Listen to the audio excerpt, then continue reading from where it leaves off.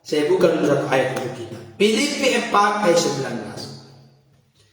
Mari buka bersama saya Filipi 4 ayat 19. Filipi 4 ayat 19. Sudah? Filipi 4 ayat 19. Dikatakan begini. Allahku akan memenuhi apa? Segala keperluanmu menurut kekayaan dan kemuliaannya dalam Kristus Yesus. Kekayaan dan kemuliaan Allah itu berlimpah-limpah, sempurna dalam Kristus Yesus. Kenapa dalam Kristus Yesus? Karena Yesus sang firman yang telah nuzul menjadi manusia telah menunjukkan kekayaan kemuliaan Allah secara sempurna bagi kita. Di sini dikatakan bagian awal, Allahku akan memenuhi segala keperluan. Tolong ditulis ayat ini. Makanya saya mau menyampaikan betapa memprihatinkan. Bukan tidak boleh, bukan salah Bapak Ibu Saudara pergi ke psikiater. Boleh pergi. Tapi saya kasih tahu, psikiater di atas psikiater adalah Allah. Kita mesti mengerti memahami ini karena apa? Bukankah orang pergi ke psikiater ahli ilmu kejiwaan supaya jiwanya tenang? Kemarin kita sudah belajar memiliki jiwa yang tenang di tengah badai kehidupan. Masih ingat ada 3 hal? Terbiasa mempercayakan diri kepada Allah, segera berteriak minta tolong kepada Yesus, bertumbuhlah terus dalam Tuhan. Itu kemarin ya. Perhatikan ayat ini. Coba Bapak Ibu Saudara buka hati pikiran kita.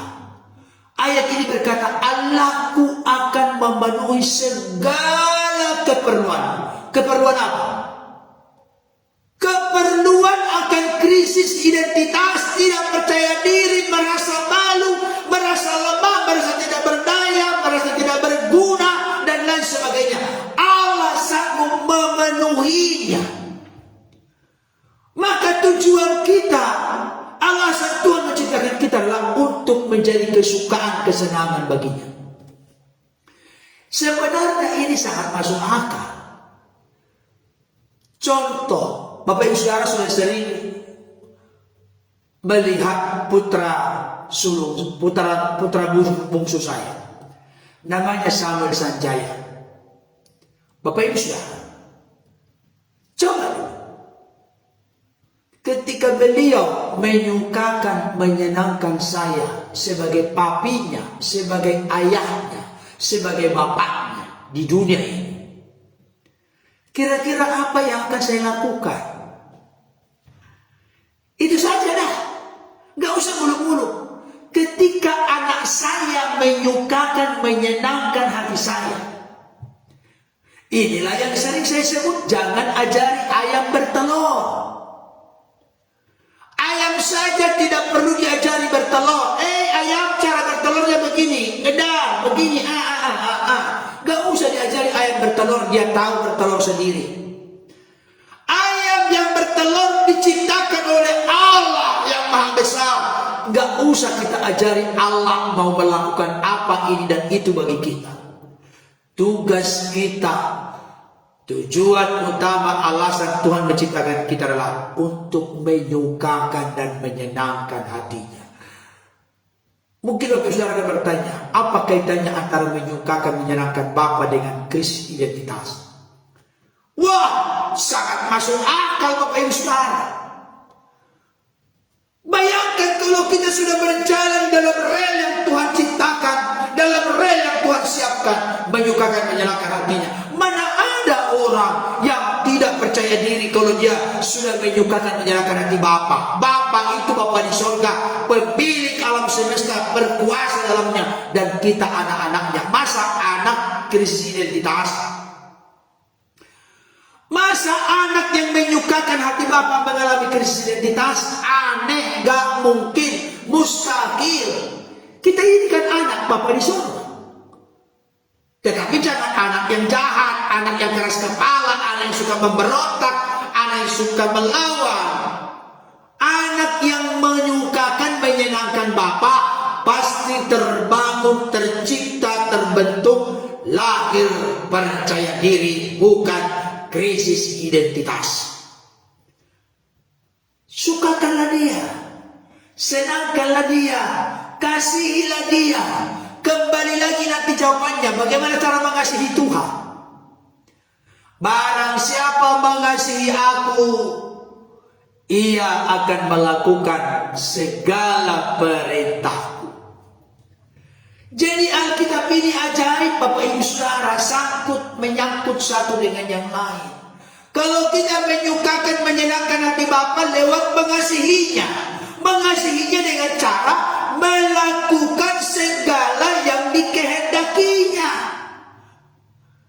Anak kita menyukakan hati kita, tapi memberontak kepada kita, melawan kepada kita. Kasih nasihat tidak digubris, diremehkan.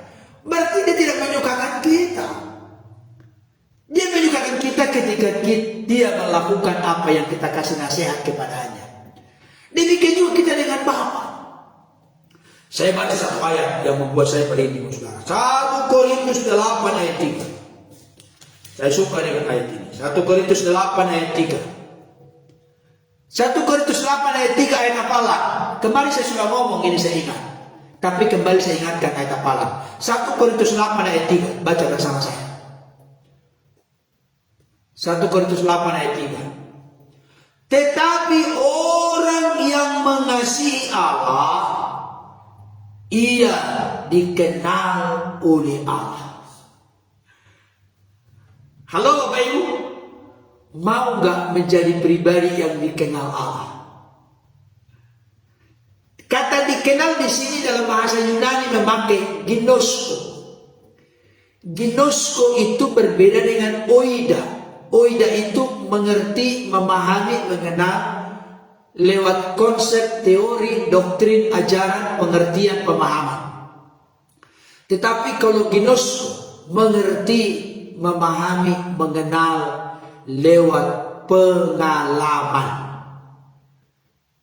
Contoh, Bapak Ibu Saudara berkata bahwa gula itu manis bukan karena membaca artikel, bukan karena apa kata orang. Kalau Bapak Ibu Saudara memakai kata ginosko, gula itu manis, berarti gula itu disendok ke gelas, 1,5 sendok, ada sari wangi, udah ditaruh air panas, dikocok. Setelah dikocok, sudah cukup kepanasannya, kita minum. Setelah kita minum, oh iya benar gula itu manis. Itu mengenal lewat mencicipi, menikmati. Ayat ini berkata, barang siapa mengasihi Allah, ia dikenal oleh Allah. Berarti dikenal oleh Allah, dicicipi, dinikmati oleh Allah. Bukan kita dijilat pakai lidah, bukan. Tuhan menikmati, Tuhan suka, Tuhan bangga, Tuhan senang. Karena apa? Karena kita mengasihi Allah. Tulis urutannya. Dikenal oleh Allah karena mengasihi Allah. Mengasihi Allah dengan cara melakukan segala perintahnya. Melakukan segala perintahnya itu Yohanes 14 ayat 15. Tulis urutannya ya. Dikenal oleh Allah karena mengasihi Allah. Mengasihi Allah dengan cara melakukan segala perintahnya. Atau kita balik. Melakukan perintah Allah, bukti kita mengasihi Allah. Ketika kita mengasihi Allah, kita dikenal oleh Allah. 1 Korintus 8 ayat 3. Bukan ayat 5 Bapak Saudara ya, ayat 3. 1 Korintus 8 ayat 3. Saudara dikasih Tuhan, untuk apa kita diciptakan? Untuk menjadi kesukaan dan kesenangan baginya. Bagaimana cara kita menjadi kesukaan, kesenangan baginya? Dengan cara mengasihinya. Bagaimana cara kita mengasihi dia? Dengan cara kita melakukan apa yang Tuhan suka untuk kita lakukan. Ketika kita mengasihi Tuhan, kita dikenal, dicicipi, dinikmati oleh Tuhan. Sesuatu yang dinikmati oleh Tuhan berarti sesuatu yang menyukakan dan menyenangkan hatinya. Inilah jawaban atas krisis identitas. Inilah jawaban atas kerinduan kita untuk mengalami kepuasan dalam hidup. Bukankah dunia ini melakukan apa saja, kaki jadi kepala, kepala menjadi kaki, untuk menemukan kepuasan. Tapi dia tidak menemukan kepuasan yang sejati. Kepuasan yang sejati terjadi karena kita menyukakan, menyenangkan hati Bapa.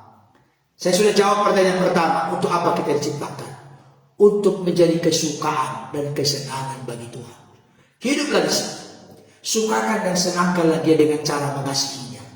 Kasihilah dia dengan cara lakukan apa yang menyenangkan hatinya.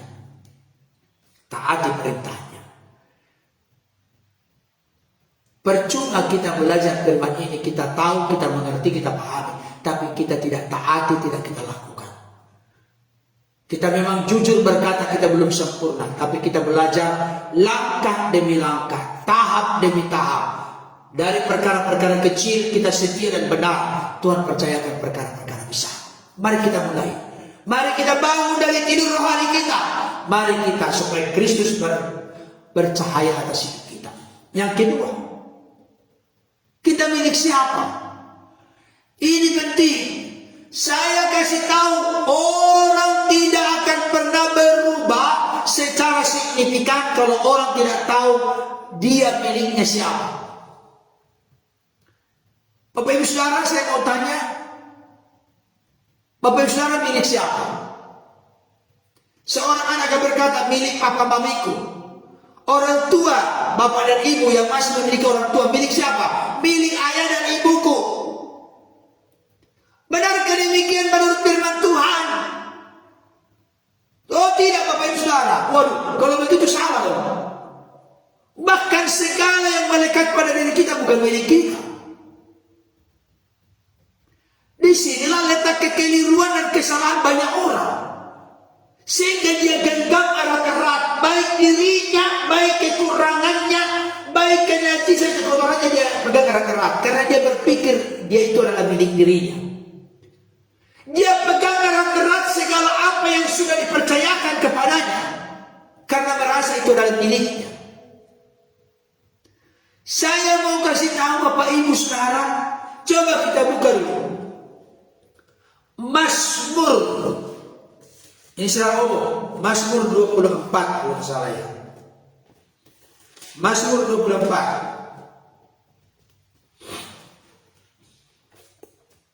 Ayat 1.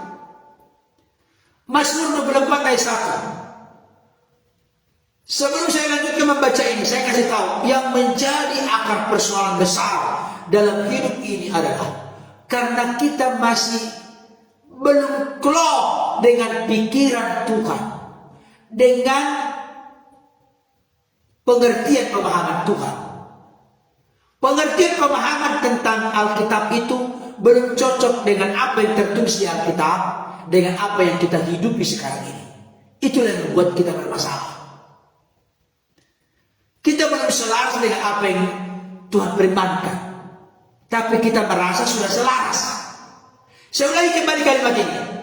Yang membuat kacau bermasalah adalah kita belum selaras dengan apa yang Tuhan firmankan, tapi kita sudah merasa selaras, padahal belum selaras. Bahkan ada yang bertolak belakang, kontradiksi.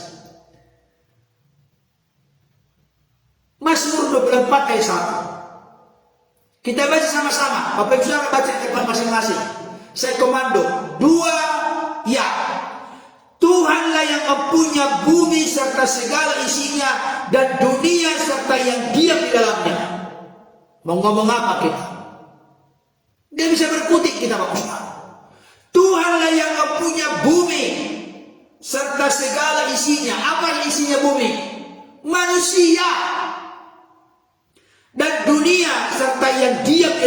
siapa yang diam di dalamnya?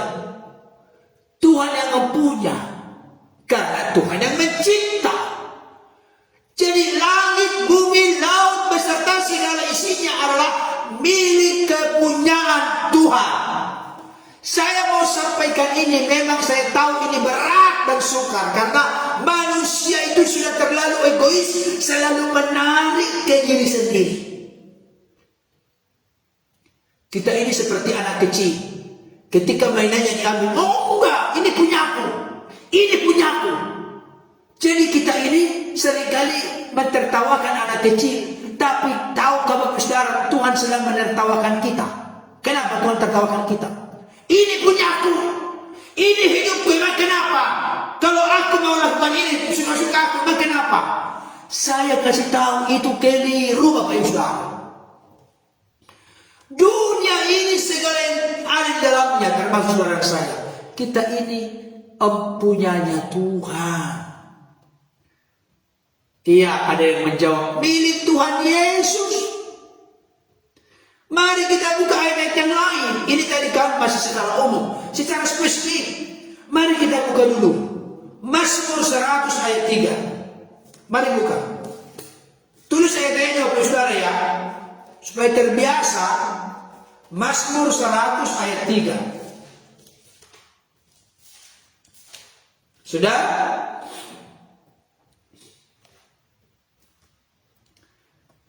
Tadi kan secara umum, dunia segala yang diam di dalamnya. Nah sekarang kita buat lebih spesifik. Mazmur 100 ayat 3. Sudah? Kita baca bersama-sama. 2 ya. Ketahuilah bahwa Tuhanlah Allah. Dialah yang menjadikan kita, dan punya dialah kita, umatnya dan kawanan domba gembalaannya. Di sini lebih spesifik, punya dialah kita. Punya siapa? Punya Tuhan Allah yang menciptakan, menjadikan kita. Jadi kalau mau dibuat pertanyaan, kita ini milik siapa? Milik Tuhan Allah yang menciptakan kita. Punya dialah kita, milik dialah kita. Halo Bapak Ibu, bagaimana selama ini? Aku ini punyaku, aku ini milikku, suka-sukaku.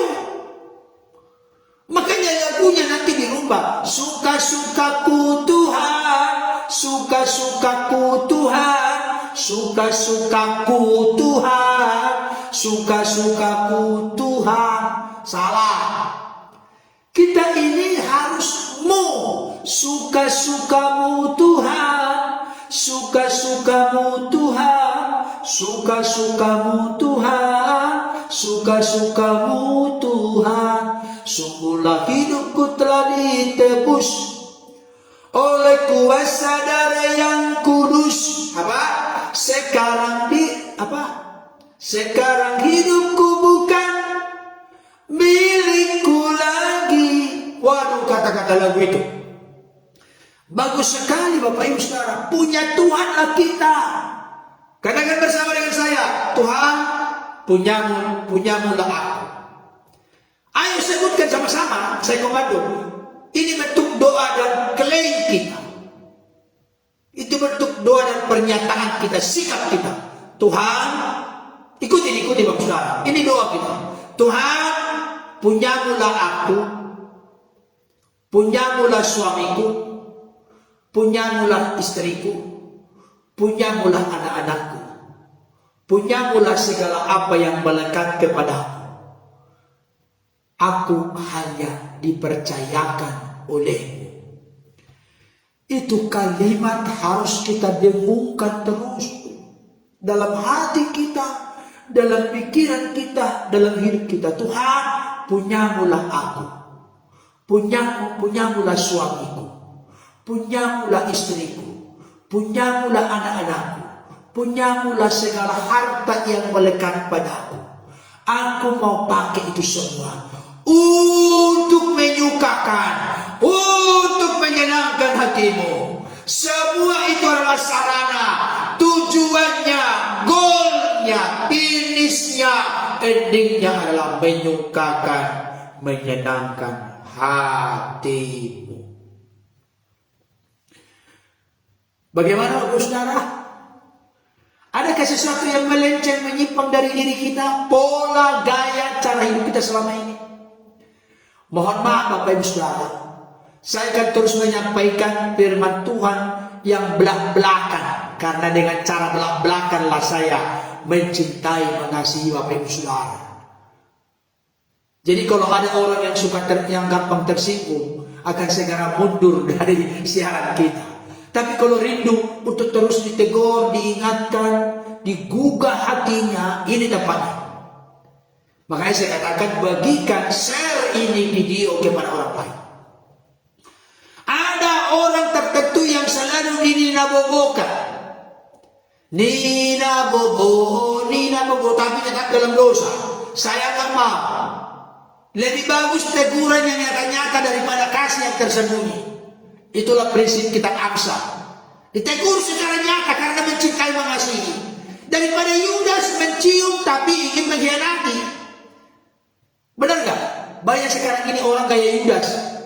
Dicium dengan berlipat-lipat, tapi dengan tujuan itu tanda untuk menyerahkan, untuk mengkhianati. Jangan.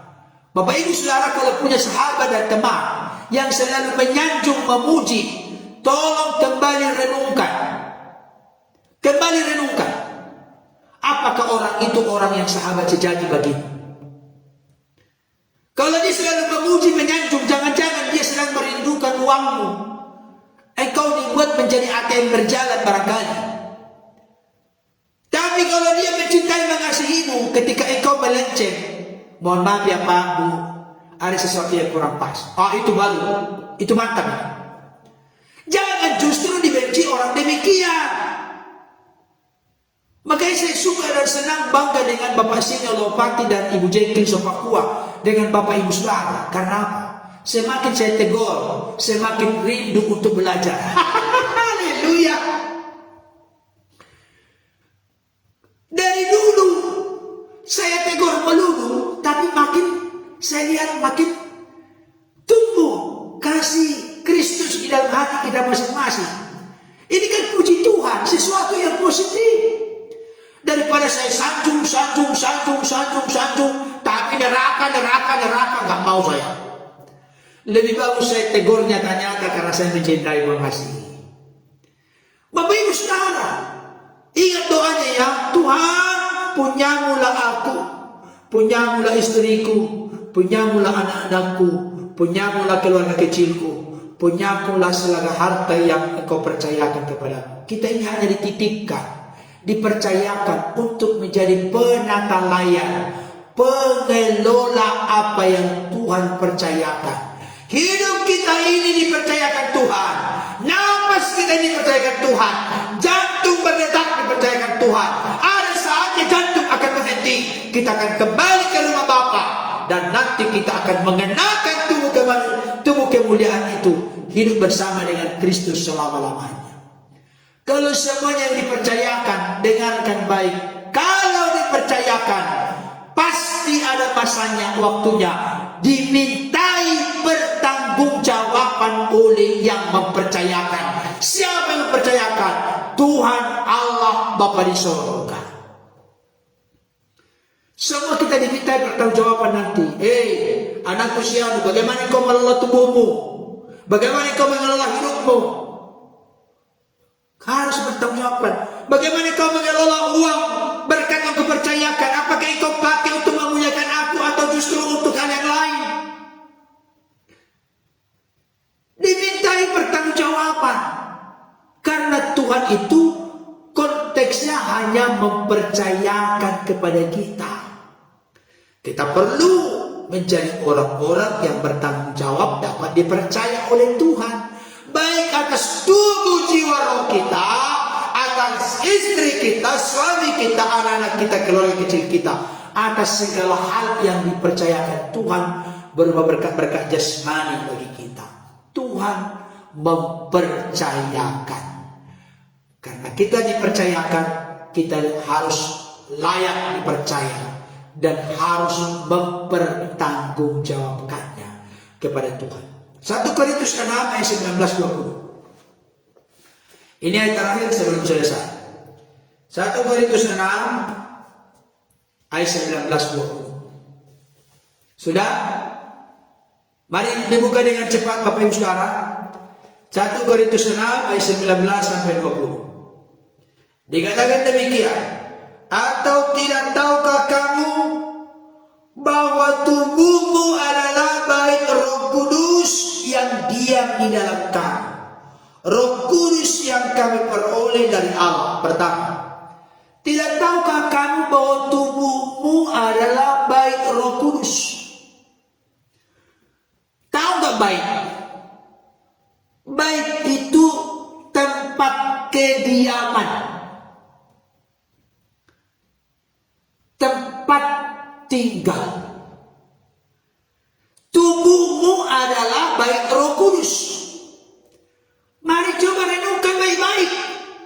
Tubuh kita ini bait Roh Kudus, tempat kediaman Roh Kudus, tempat tinggal Roh Kudus.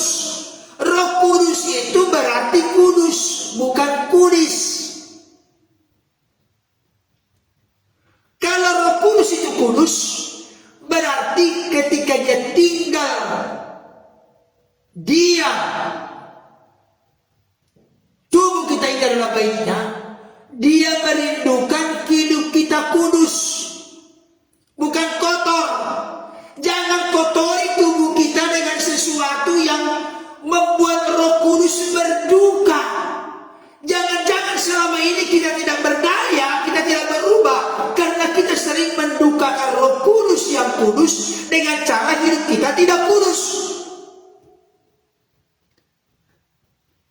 Tubuh kita ini bait Roh Kudus yang kita peroleh dari Allah. Berikutnya, dan bahwa kamu bukan milik kamu sendiri. Kita harus tahu dua hal di sini. Pertama, tubuh kita bait Roh Kudus. Jangan kotori dan isi tubuh kita yang adalah tempat tinggal, tempat kediaman bait Roh Kudus. Karena Roh Kudus itu kudus, dia rindu supaya hidup kita kudus, supaya tubuh kita kudus. Jangan kotori dengan yang lain. Kalau ada yang masih mengotori tubuh kita ini dengan sesuatu yang lain, mari datanglah sujud di hadapan Tuhan. Tuhan, aku mau lepaskan segala sesuatu yang mengikat, membelengguku, di mana aku selama ini menemukan kenikmatan daripada sesuatu yang mengotori tubuhku. Aku lepaskan dalam nama Yesus. Karena aku harus dengan tegas menentukan pilihan saat ini. Aku mau hidup kudus karena tubuhku tempat kediaman Roh Kudus yang kudus. Yang kedua, bahwa kita bukan milik kita. Halo Bapak Ibu, kita milik siapa? Kita bukan milik kita. Ayat yang ke-20, sebab kamu telah dibeli dan harganya telah lunas dibayar. Bapak Ibu Saudara yang masih kredit sekarang, kredit panci, kredit lemari, kredit sepeda motor, kredit mobil, kredit rumah. Ya, itu tidak perlu kita bahas di sini. Tapi perlu saya kasih tahu, kita ini bukan kredit Bapak Ibu Saudara. Kita ini lunas, tunai dibayar. Dengan cara apa? Dengan lagu yang berkata, bukan dengan barang panah kau membayar dosaku, dengan darah yang mahal, tiada noda dan celah. Bukan dengan emas perak kau menebus diriku, oleh segenap kasih dan pengorbananmu ku telah mati. Mati maksudnya mati bagi kesukaan daging, mati bagi yang mengotori tubuh yang kudus ini, karena Roh Kudus di dalamnya. Ku telah mati dan tinggalkan cara hidupku yang lama. Semuanya sia-sia dan tak berarti lagi hidup ini. Ku serahkan pada mesbah-Mu ya Tuhan. Jadilah padaku seperti yang kau ingini. Wow, luar biasa itu lagu diciptakan. Kita ini bukan milik kita karena telah ditebus dan harganya lunas. Kalau kita ditebus harganya lunas, berarti kita bukan milik kita. Bukan milik kita, Bapak Ibu Saudara. Bukan. Tapi milik Kristus yang telah mati dan bangkit bagi kita. 2 Korintus 5 ayat yang ke-15. Sekali lagi. Kita bukan milik kita, tapi milik Kristus yang telah mati dan bangkit bagi kita. 2 Korintus 5 ayat 15. Karena itu muliakanlah Allah dengan tubuhmu. Tubuh ini lemah, Bapak Ibu Saudara. Makanya Yesus dicobai pertama dari tubuh.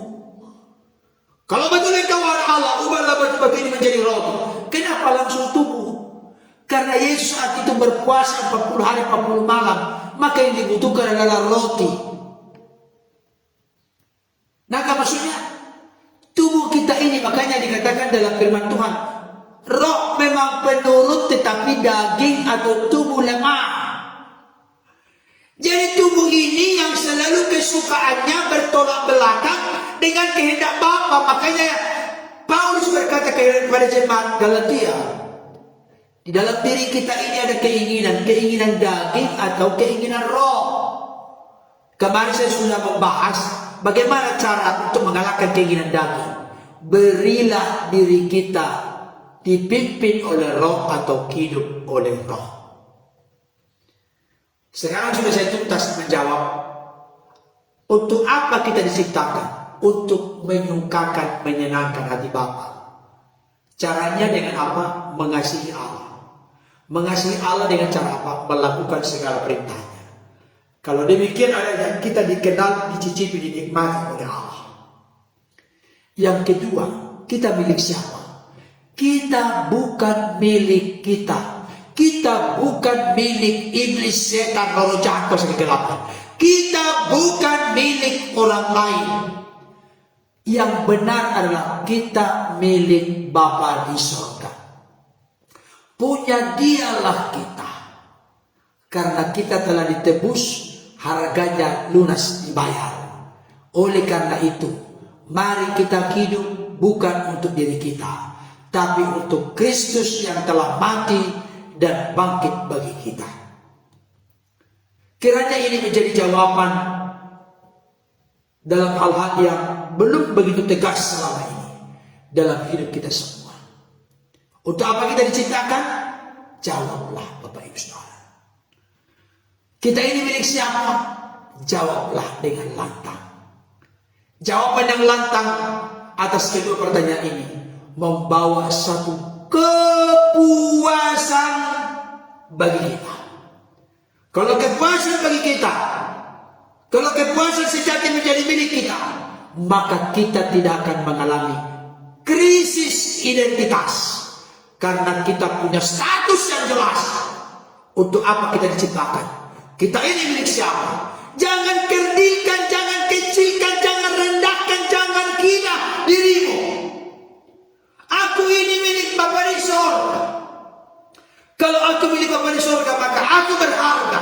Kalau aku berharga, maka tujuan hidupku harus menyukakan, menyenangkan hati Bapa yang memiliki hidupku. Amin. Terima